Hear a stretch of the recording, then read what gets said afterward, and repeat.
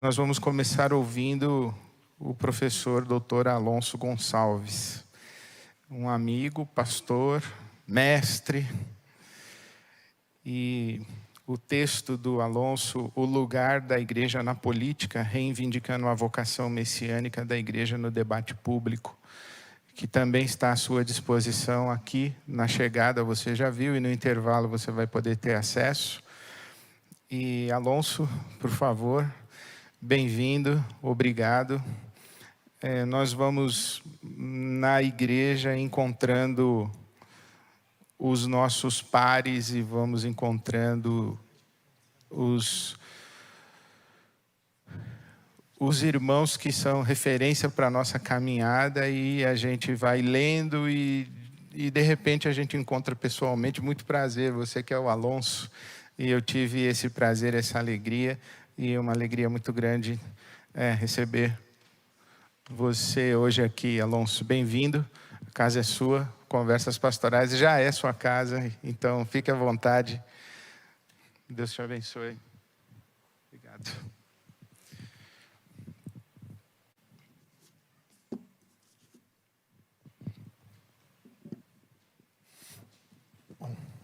Bom dia a todos. Quero agradecer também o convite generoso do Ed para partilhar aqui com vocês algumas ideias. E também já agradecer a todos que estão presentes nesse dia tão chuvoso, nesse trânsito um pouco complicado em São Paulo, e estão aqui, muito bacana. Bom, ele já apresentou o texto, e eu gostaria de conversar sobre essa questão da vocação política da igreja, nesse Conversas que acrescentou tanto durante esse tempo, e agora com o congresso em novembro vai acrescentar mais ainda para a nossa reflexão, para o nosso diálogo. Então isso é muito importante. Bom, o que eu vou colocar aqui com vocês, ele está no livro também, mas eu vou fazer um apanhado de algumas ideias, acrescentar algumas coisas que ele não está necessariamente no texto, mas depois vocês podem ler, e acompanhar isso com a leitura do texto, do livro. Então, no primeiro momento, eu gostaria de falar o que eu pretendo nessa conversa com vocês aqui. Bom, pretendo dizer que a igreja tem uma vocação política. E a igreja, sendo essa força espiritual, política, cultural, não é possível desconsiderar do debate público, mesmo com ambiguidade. Eu vou seguir o roteiro, porque senão eu posso falar bastante e ultrapassar o tempo. Então eu vou seguir um roteirinho aqui, porque esse é um problema de quem falo bastante. Então, aqui eu vou pensar na seguinte questão: a natureza político-teológica da igreja enquanto portadora da mensagem messiânica. Então eu vou usar bastante esse termo messiânico, ou comunidade messiânica. E aí eu vou usar um filósofo chamado Giorgio Agamben, filósofo italiano, que está vivo, teve alguns problemas de interpretação durante a pandemia, mas segue sendo relevante e segue escrevendo bastante, muito prolixo na sua escrita, e vários textos dele estão publicados aqui no Brasil. Bom, então o pressuposto dessa primeira fala, ela vai se dar na compreensão de que a igreja, com todas as implicações que ela tem no Brasil, com toda a sua ambiguidade e tudo mais, ela foi capturada por forças político-econômicas e serviu como hospedeira, parte dela pelo menos, para o projeto teológico-político que está vigorando no país hoje. Dito isso, essa contribuição ela vai discutir então a vocação messiânica da igreja, a ação política da igreja, e eu vou desfocar dessa polarização que afeta todos nós de maneira tão dolorosa. Então, por onde eu começo? Começo dizendo o seguinte, que a igreja, ela abandonou a sua vocação messiânica, e as forças políticas e econômicas secularizaram o legado escatológico da igreja e capturaram a sua mensagem, transformando-a em uma outra religião. Isso o Walter Benjamin vai colocar bem no texto dele. A do progresso econômico ou do progresso social. E aí o Rüger Moltmann, ele vai ter uma frase que ela é sintomática. Ele vai dizer assim: a igreja se limitou à felicidade da alma no céu, além. Quando ela fez isso, quando ela se limitou a essa questão da alma no céu além, é que a esperança concreta da salvação se retirou dela, indo se abrigar nas utopias das mudanças sociais. Então ela abriu mão disso, automaticamente ela cedeu a sua mensagem escatológica para essas utopias sociais e assim por diante. Então, não obstante as polêmicas suscitadas com Carl Schmitt, por exemplo, não é possível ignorar que a teologia tem a sua formação teológica, política, melhor dizendo. E o Estado moderno tem a sua, aquilo que a Agamben vai dizer que são assinaturas teológicas no Estado moderno, na política moderna. O Schmitt tem uma frase que diz assim: todos os conceitos sobressalentes da moderna teoria do Estado são conceitos teológicos secularizados. Concorde ou não com ele, com algumas posturas que ele teve no nazifascismo, mas essas teorias dele, ou essa visão que ele tem da teologia política ainda é relevante para o nosso debate. Aí o Agamben vai colocar que não é possível ignorar, então, essas assinaturas teológicas que a política vem carregando, mesmo com o movimento ou fenômeno da secularização. Dito de uma outra maneira, o conceito da secularização exibe como assinatura seu pertencimento ao passado da esfera teológica. Então, isso também é claro. Bem, então aí pertence à igreja, que eu vou chamar aqui, nessa conversa que não está no livro, de reserva. A igreja ela tem uma reserva política. Em que sentido? É como se aquele nosso celular está acabando a bateria e você tem lá, olha, tem aqui alguns minutinhos, alguns de reserva. Eu penso que a igreja tem essa reserva dentro da sua história, mesmo com o processo da secularização. E essa reserva política permanece atrelada à concepção primária, até mesmo porque a igreja e as suas estruturas institucionais não conseguem deter, não conseguem frear, porque está para além dela enquanto constituição política. E essa reserva que eu estou chamando aqui, ela guarda essa questão escatológica e ela não pode ser confundida nem com partido político, muito menos com ideologia política. Mas também não tem a pretensão de impor o modelo político. Acho que é aí que está a nossa questão. Então, qual é a vocação política da igreja a partir dessa reserva? Bom, a igreja então possui uma dimensão política, sendo ela um fator político-social, que tem uma mensagem política também, que proclama a sua mensagem no ajuntamento em comunidade e, de alguma maneira, uma afirmação política que ela faz quando ela está em culto ou ela tem a sua liturgia. E eu penso que a maior expressão do ajuntamento político da comunidade é a sua liturgia, é o seu culto. E a igreja é a comunidade messiânica, porque é uma comunidade que proclama a mensagem da cruz e atua no tempo entre a memória da cruz e a esperança. E é nesse intervalo entre a memória da cruz e a esperança que reside, então, a sua reserva política. E é aqui que eu vou fazer essa chave girar com vocês. Bom, a reserva política da igreja, então, se dá entre a memória do Cristo crucificado e a esperança do ressuscitado. Vou dizer de uma outra forma. A reserva política está no tempo entre esses dois polos que são indissociáveis. Uma vez a igreja, nesse tempo, sendo a presencialização da memória de Cristo, a cruz, e a esperança, a ressurreição de Cristo, ela está aberta para o futuro. E a relação entre tempo e eternidade não é um problema para ela. Porque ela está nesse meio, nesse tempo que eu vou chamar de tempo messiânico daqui a pouco. Isso se dá porque a igreja, em sua origem, no feito escatológico do Cristo, tem a sua estadia, né? Vou chamar depois de peregrinos, né? Nesse tempo ela não está condicionada a qualquer recompensa meritória que ela possa ter. Por quê? Porque uma vez que foi feita a sua promessa ela é concretizada no modo escatológico da cruz e ressurreição. Acho que tem um slide para ficar melhor para entender isso. Eu passei, porque aí dá para a gente ter uma visão daquilo que eu vou colocar. Tem um slide que entre esses dois polos, e aí no meio está o tempo messiânico. Bom, tempo messiânico então, eu vou abrir aqui um aspa para o filósofo Oswaldo Jacóia Júnior. Ele vai dizer, o tempo messiânico o que é? É o tempo que suspende o tempo histórico. É, portanto, um tempo em estado de suspensão, no qual a forma do mundo, com todas as suas figuras e potências, ainda virgem em estado de suspensão. Acho bacana o final da frase, que é assim, isso quer dizer, está em estado de vigor sem vigência, de aplicação por desaplicação. Então, nesse sentido, o tempo messiânico, ele torna o tempo cronológico inoperante. enquanto comunidade messiânica.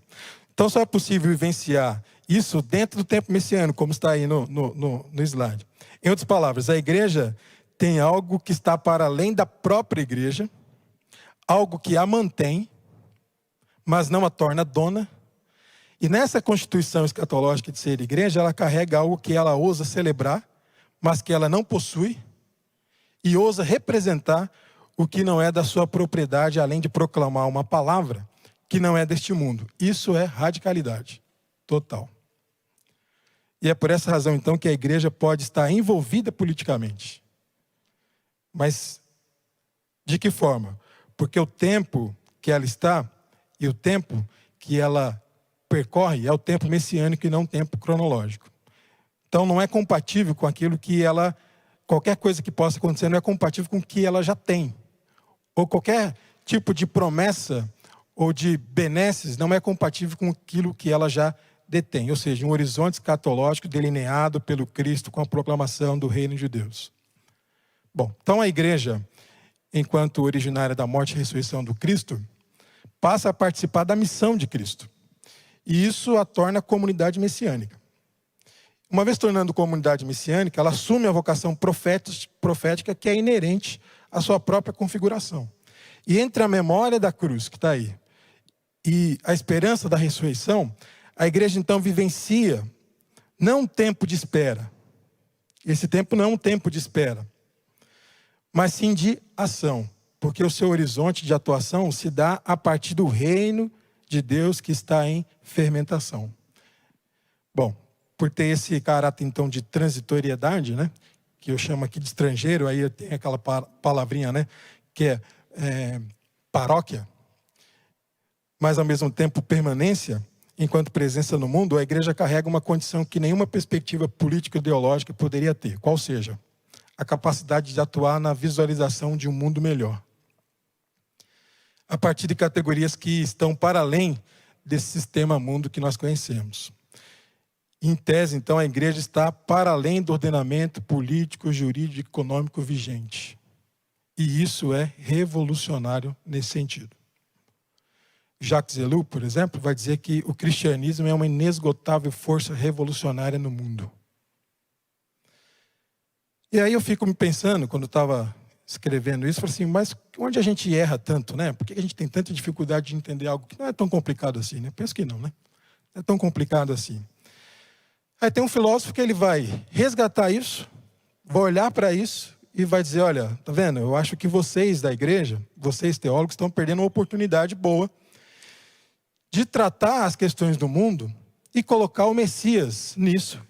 Que, de uma maneira geral, o Messias, vocês são representantes dele. O que está acontecendo?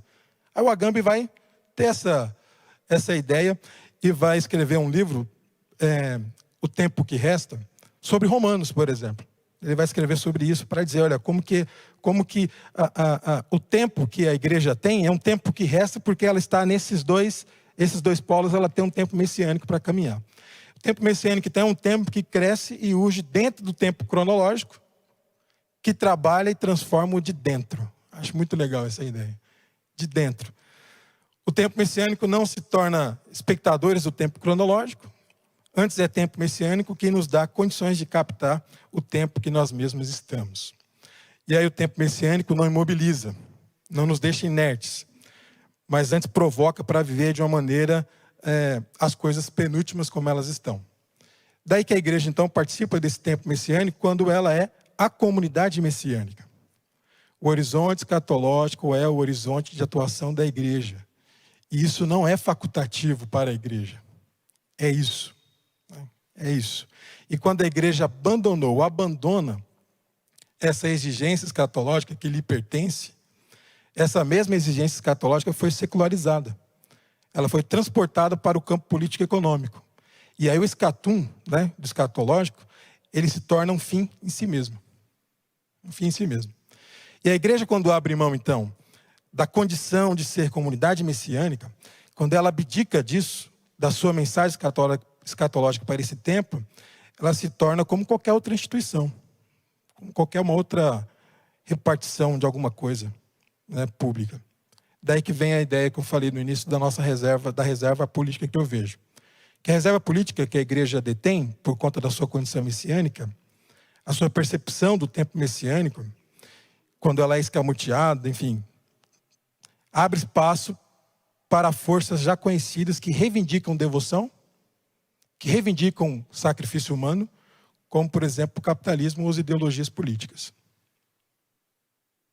E é por isso, então, que Agamben, ao final da sua palestra na Catedral de Notre Dame, ele lembra o seguinte: o modelo da política atual, que pretende uma economia infinita do mundo, é infernal.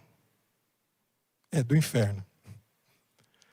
Isso falando para sacerdotes católicos, para cardeais na França. Então, uma vez a comunidade assumindo a sua condição messiânica, isso não dá a ela condições para exercer um papel preponderante enquanto participação da atividade social. Porque aí tem a secularização, obviamente. Mas por não estar ligada a nenhum poder político e econômico,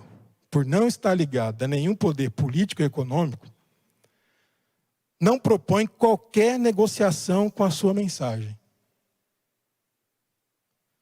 Não diz algo para querer receber alguma coisa em troca.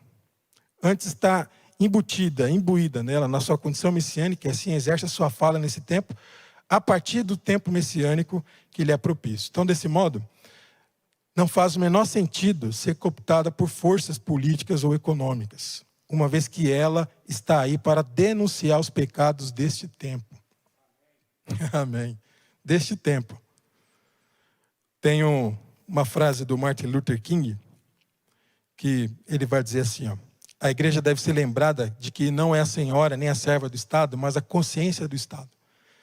Deve orientá-lo e criticá-lo, mas jamais ser a sua ferramenta. Se não reconquistar o seu zelo profético, a igreja se tornará um clube social irrelevante, sem autoridade moral ou espiritual. Mas, se ela se libertar dos grilhões de um status quo embrutecedor, e ao recuperar sua grande missão histórica, falar e agir de forma destemida, insistente em termos de justiça e paz, poderá estimular a imaginação da humanidade, incendiar a alma dos homens com um radiante e ardente amor pela verdade, pela paz e pela justiça. Martin Luther King falando para o Brasil 2022. Os seguidores, então, do Messias, a comunidade, cabe viver o tempo messiânico. Isso implica o quê? Em assumir a vocação messiânica para este tempo, fazendo uso do mundo e de sua vocação no mundo, mas não aderindo a ele como definitivo. Vou usar um texto bíblico, também está em slide, para vocês acompanharem, que eu vou usar a NVT, que a vocação messiânica que o Paulo coloca em 1 Coríntios capítulo 7, do verso 29 até o 31. Como é que a vocação messiânica surge aqui?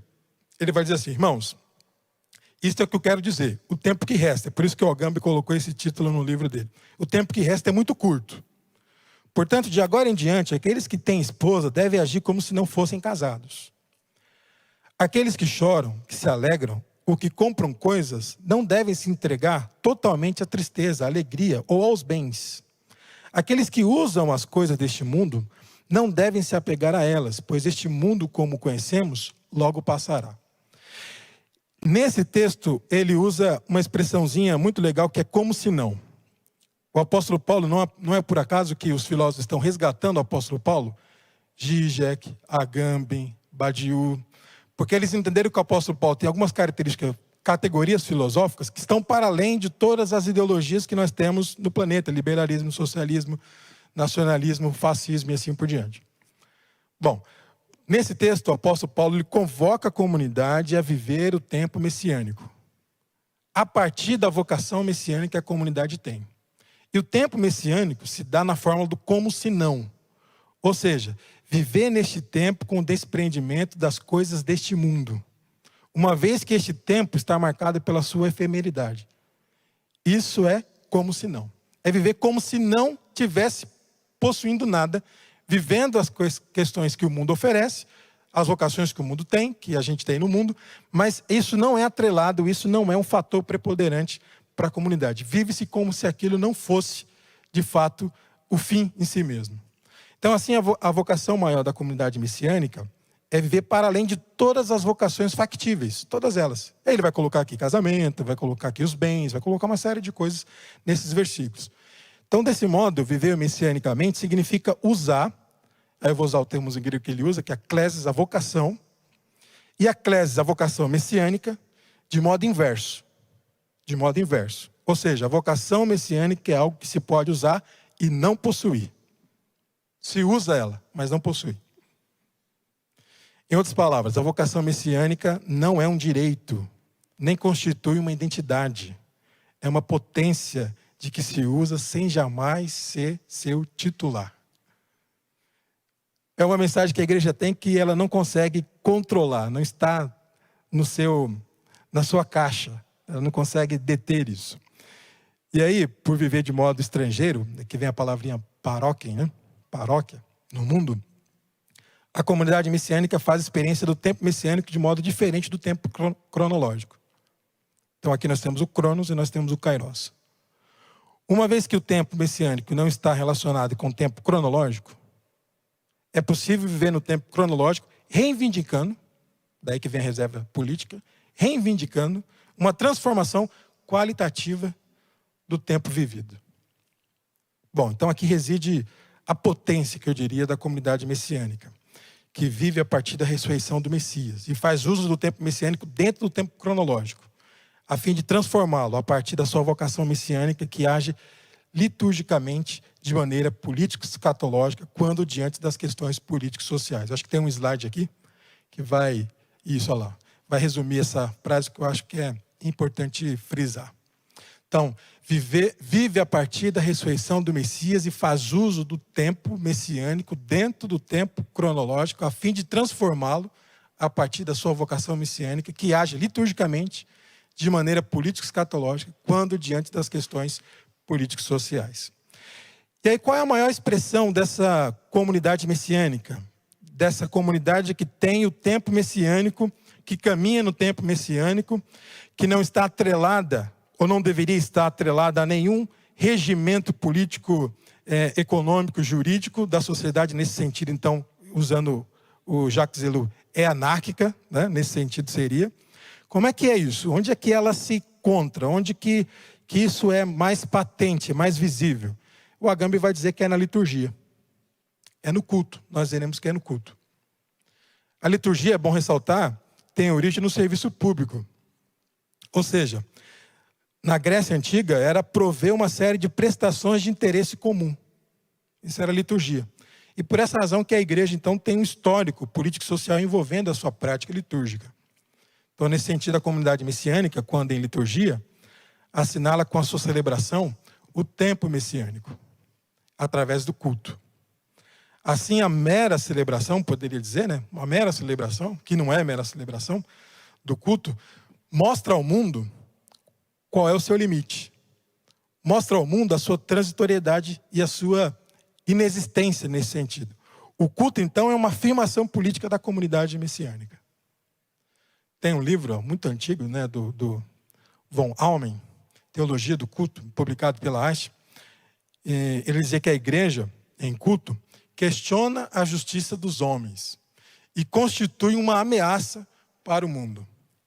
Porque, para ele, o culto é o destemido, né? Destemido e mais eloquente das pretensões que o mundo possa ter. Ou seja, o culto e a celebração é como se a comunidade dissesse para o mundo que, olha, tudo isso que você pode oferecer para nós, ou tudo isso que você tem, não se compara a esse tempo que nós venciamos enquanto comunidade messiânica e a celebração do Messias enquanto comunidade messiânica. Assim, o culto cristão, pelo fato de ser celebrado, ele tem é um ato fundamentalmente, então, político. Aí o James K. Smith, que é um autor bem conhecido aqui, ele vai afirmar o seguinte: a adoração da igreja é sempre uma intervenção política no mundo. E as justificativas político-ideológicas, socioeconômicas que o mundo possa ter para sustentar a sua escatologia secularizada, que é, a comunidade messiânica não participa. Por que ela não participa? Porque uma vez que os cristãos estão enfuturados, ou seja, está no futuro, está na esperança do futuro, pela esperança ofertada pelo citado, ela já celebra isso em comunidade de fé. E aí, o Zizek, ele vai entender o que muitos líderes das nossas igrejas ainda não entenderam quanto à relação igreja e política.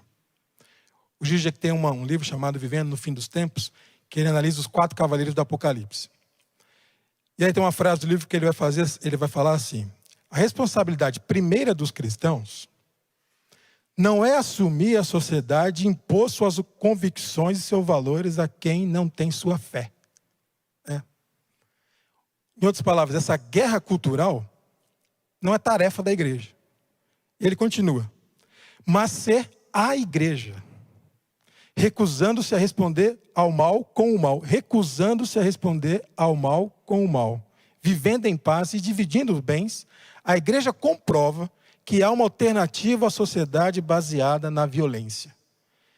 Isso é um ateu que entende melhor de igreja do que muitos pastores no Brasil hoje. Para mim concluir, estou marcando um tempo aqui, tá?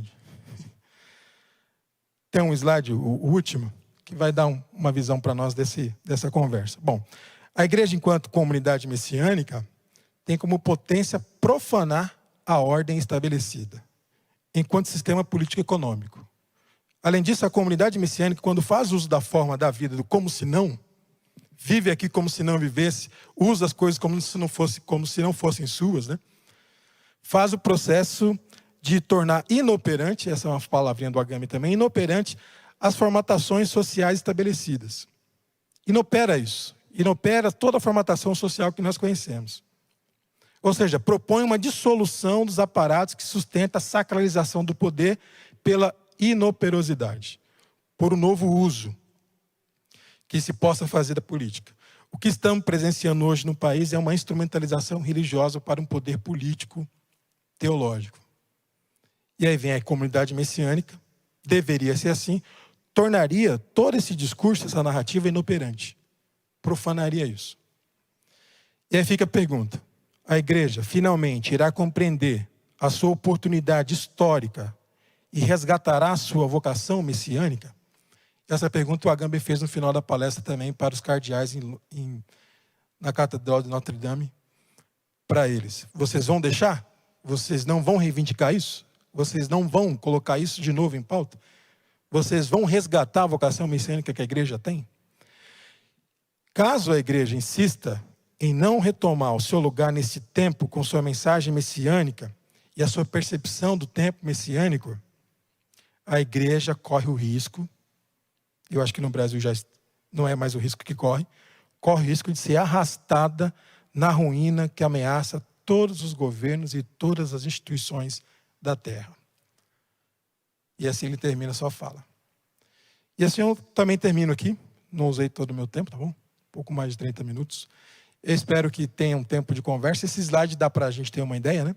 Atuação da comunidade messiânica, usa a vocação messiânica, Eclésias, e depois ela age no mundo como se não, e celebra isso em comunidade messiânica, em liturgia e no culto. Muito obrigado. Agradeço muito mesmo. E aí fica o livro.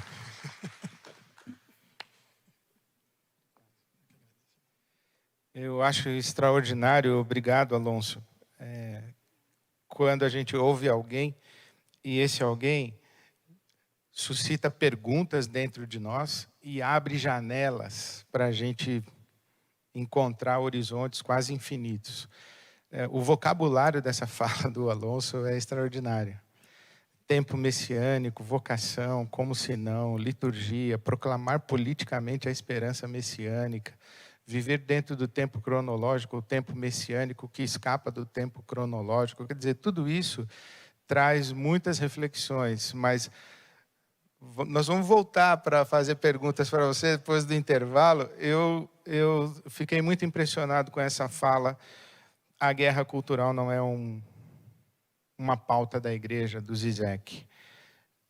Vamos pensar sobre essas questões aí.